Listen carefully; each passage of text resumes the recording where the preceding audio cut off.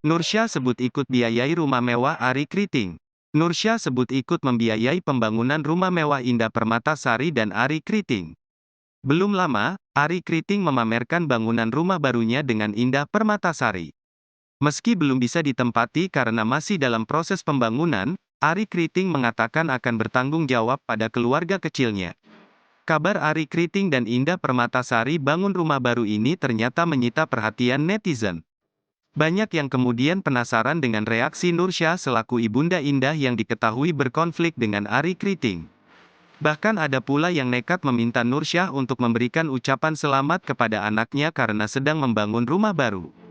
Bukasih selamat buat Indah, Ud bangun rumah baru buat cucu ibu, komentar salah seorang netizen di Instagram Nursyah, dikutip Kamis tanggal 9 Maret tahun 2023.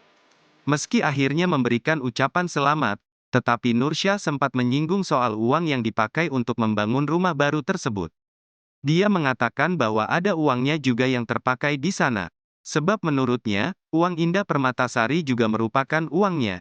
Selamat ya, semoga rumahnya tambah mewah dan megah, kan uangnya Indah, uangku juga karena saya yang berjuang mulai dari SD, emoji tertawa, kalian harus malu kali, balas Nursyah. Balasan itu pun langsung menuai beragam komentar dari para netizen. Banyak yang menyayangkan ucapan dari Ibunda Indah Permatasari karena dianggap begitu pamrih pada anaknya.